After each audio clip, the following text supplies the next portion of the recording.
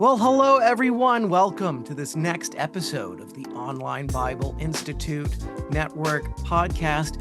Want to start off with saying congratulations, Pastor Brain. Yeah, he and his wife just had a newborn baby girl on Monday, I think it was. So he's really a trooper being on a podcast on Thursday. And perhaps more courageous than Pastor Brain is his dear wife, who's letting him podcast a few days after she has given birth to their second child. So he's got his work cut out for him, but we're going to kind of muscle on through with this podcast. Last week, I got to do Kingdom Alignment Part 6, where we talked about fasting, and we asked the question, what do we truly hunger for?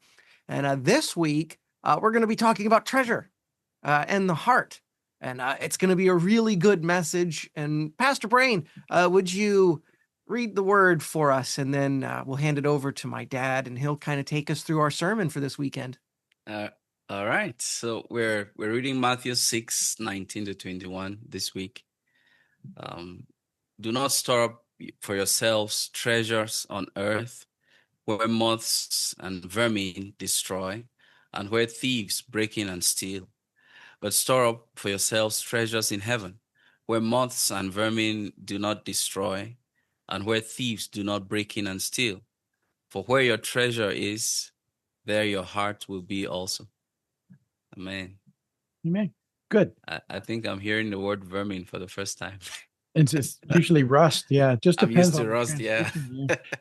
It's all good. So, the Matthew 6 is so fascinating. Again, remember the idea is that we got here by Jesus making sure we understood that righteousness is, inside out, not outside in. And so when you look through Matthew 6, you have to have that in mind, or you'll just think he's adding more performance stuff. And you would think that, and many people have, how you give, how you pray, how you fast is all performance. And people struggle with that all the time. I saw a comment just the other day on the Bible Institute about someone who said that, reading about fasting and listening to what we said has helped them, because it was always very much a performance issue for them. And so Jesus is just building things along sort of on this alignment journey of the heart, week by week, by asking questions like, who sees me? Well, what do I do with what I have? Whose kingdom am I building? Who am I depending on? What do I truly desire? That's kind of where fasting took us last week. And so each question is layering is helping us with another layer of heart alignment. And this week, it's really all about, what do I truly value? What's most important to me? And so this is a big deal, because we all treasure something. And what is it that we treasure most? It could be money, it could be success, it could be comfort, it could be security, or family, or reputation, or our experiences, our achievements, our possessions. We all tend to organize ourselves about what we think is most important to us, what we consider valuable.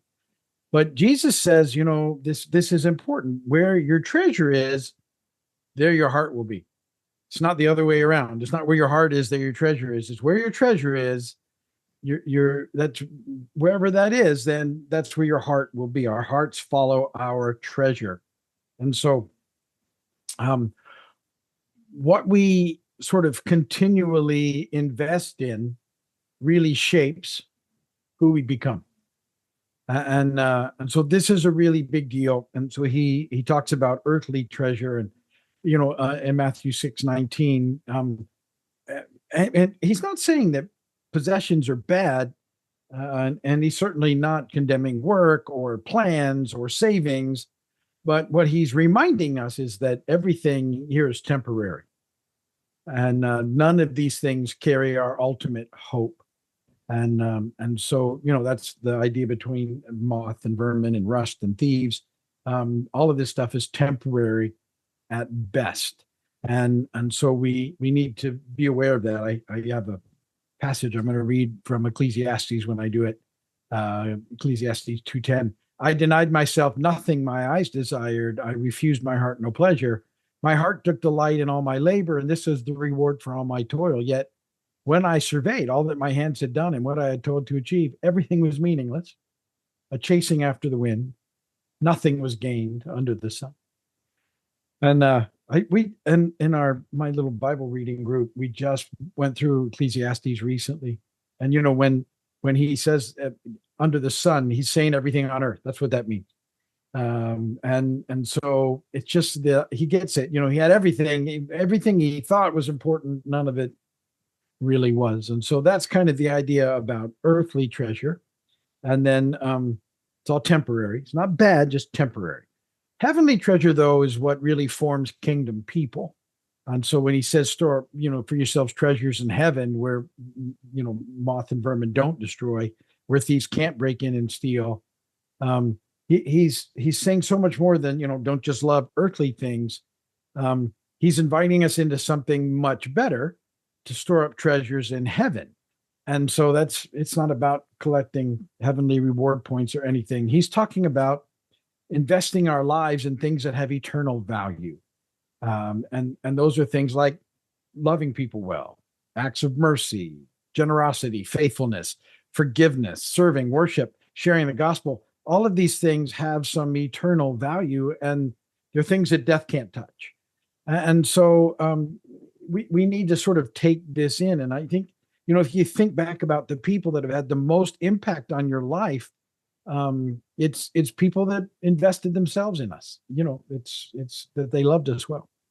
So those are sort of, he's setting up the deal. And then where he goes with it is that your treasure really does shape your heart. For where your treasure is, there your heart will be also. This is the sort of the most important, I think, verse in this particular passage.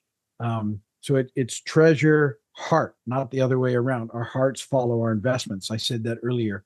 And so if we're continually investing in God's kingdom, then our hearts move towards God's kingdom. If we're continually investing in status or comfort or possessions or ourselves, our heart gradually follows those things. And so he's not trying to take stuff away from us. He's trying to protect our hearts. The writer of Proverbs says, above all else, guard your heart, for everything you do flows from it. That's why this whole idea of this aligned hearts are so important. Everything we do flows from the heart. And so this is ultimately, once again, as so much of it is, it's about worship, because where your treasure, that's where your worship goes. When in Matthew 22, Jesus was asked a question, and he says, verse 37, he replied, love the Lord your God with all your heart and with all your soul and with all your mind. And so treasure leads to worship. And whatever occupies first place in our hearts eventually becomes what we trust most, what we depend on, and what we organize our lives around. So you can see how important this is, because if that isn't the Lord, then it's something else. And you'll see next week, he's and the two weeks, really, all of this stuff lays in the same track. He's going to talk about the eye next week. And, the eye is the lamp of the body. And he's really referring to a Jewish expression of the time that talked about a good eye was a generous person, and a bad eye was someone that was very self-involved, stingy, and he's saying how you look at this. If you're just looking at it about you, if that's how you're seeing it, you're missing the bigger picture. And so how we see things makes this big impact in this deep way of understanding how it all fits together and what that looks like. And so we'll talk about that next week. And then that following week, he follows up again with the idea of God and mammon, and that you can't serve both. And so all of these things are building and have been building since the very beginning of Matthew 6, and this beautiful idea of alignment. And so we have to, this week, what I want to come away with is your heart will always follow your treasure. And so you have to invest your life in what will last forever. Mm-hmm. That's where your treasure has to be. And so that's the heart of this message. I think it's really important that we get this. And again, I think a lot of Matthew 6 has been misunderstood because people haven't held it in context with Matthew 5. And also, if you don't get Matthew 6 now on top of Matthew 5, then Matthew 7 will also not make sense. So taking time to get all these things in context, I think, is going to be really helpful. So that's all I got about that. Yeah. Really good stuff. Your heart will always follow your treasure. And yeah, that's really the theme of Matthew chapter 6, isn't it? Pastor Brain, I would love to hear your thoughts on this message. All right. It's great. Your heart really always follows your treasure. And I wish I could just say that and that's it. But there's something that really gets me with this. It is the fact that following God is not natural. It's not a given to us.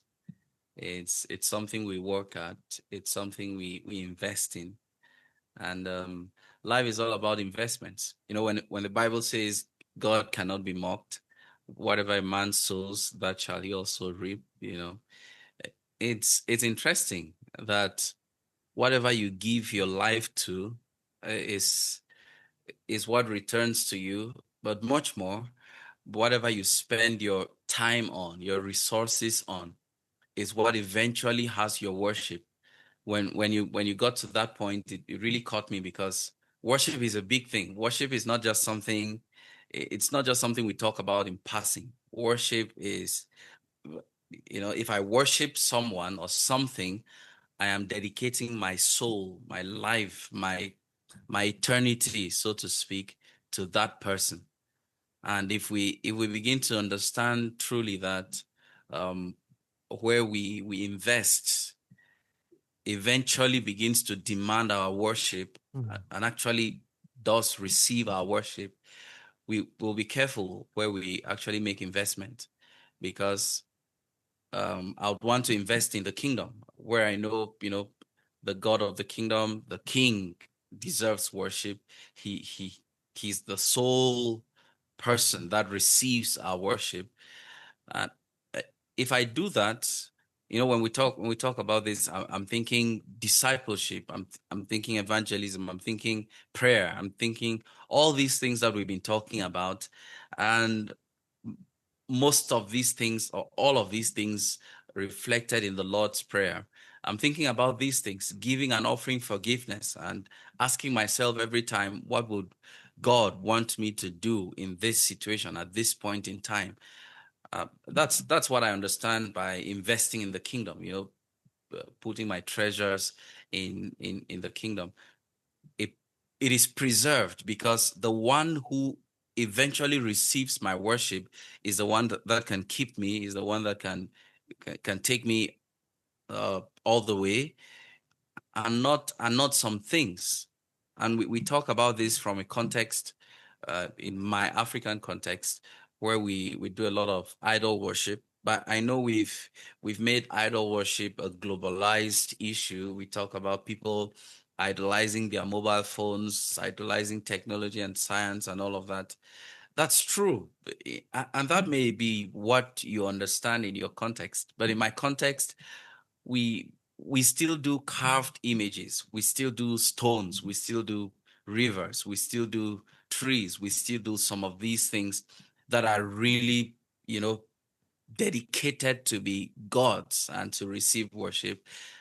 And you would see someone on a normal day, take a goat or take a chicken, take something and go sacrifice to that. I mean, that's an investment they're making to that thing they consider a god, and eventually that thing demands worship. That thing takes their worship and takes the whole of their life, because when they begin to contribute to society, they contribute based on what they perceive that God might be telling them.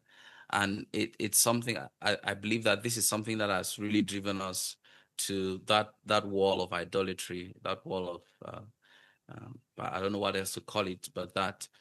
And we have idolized some of these things at the expense of kingdom investment, at the expense of kingdom advancement, and it's eating up into our souls. So the challenge for me here is, where am I really spending my time, my money, my resources, and all of that? And it speaks to my personal relationships as well.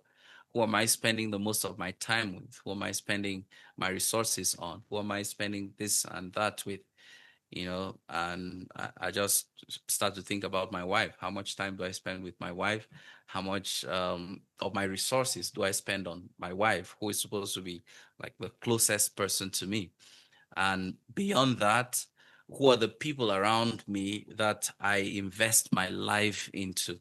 I love what you said when you said, the person that influences your life the most is the one that poured their lives into you the most. And I think this is so true. And so I want to intentionally, have people around into whom I'm pouring my life, with the hope to eventually influence them in the pathway of the kingdom, and to be sure that that's what I meant when I talked about discipleship. So I think this is really a powerful sermon to listen to, not just as a sermon, but to me as an eye opener, as a caution, and as a warning to say, check where your resources are going, check where your time is being spent, check where your money is being spent, because these things can soon begin to demand worship. And when you begin to offer them worship and these things are not God, it becomes a huge problem. So yeah, I'm going to be looking into that and trusting that God will help me align properly, because this is a huge kingdom alignment question, where our resources being directed. So I want to do that, and I want to be able to apply to the best of my ability the lessons that we will learn from this. So I look forward to the weekend. And thank you for talking about fasting, Pastor Doc, last weekend. It was really interesting. Yeah. Sometimes I love that you started by making it look really simple, and then at some point you said, take a fast. And I was like, yeah, what kind of fast do I take? Because it's really simple. I loved your opening. It's easy to talk about prayer. It is equally, you know, it's equally easy to encourage someone who says, I'm taking a fast and all of that. But to do it ourselves, that's where we have a bone to chew. But I loved your encouragement. You said we should take a fast, and in my context, we value that a lot. We do a lot of fastings and all of that. But sometimes it just amounts to the kind of thing you were talking about. We fast in order to get things from God, Yeah. not to get close to God and all of that. So I really loved it, and I've not had time on my desk the whole of this week until today, and I want to be sure that my people get that. My devotionals for the week, like I always do, they come from the KVC sermons. So I've been sending those out. I've missed 2 already. That was day before yesterday and today. So I'm going to be taking that up into next week and ensuring that they get that. So Well, I love it. lots of And grace. You just yeah, you just had a baby. Yeah. that's right. Yeah. So You could take a thank you couple so days much. off. Yeah. We're all about, all good. Yeah. I'm happy that you were here, but I mean, we were like, if it's all good, you know what I Yeah, mean? well, we were because I couldn't miss if I this had had a session for anything. baby on Monday, I would not have made a Thursday podcast. Yeah, So kudos to your wife; she's a treasure. And Yeah, she is. yeah. Anyway, to everybody listening, thank you so much for being a part. Looking forward to this weekend with part 7. Your heart will always follow your treasure. So be listening for that. But anyway, God bless you. We'll see you next week. Bye, everybody.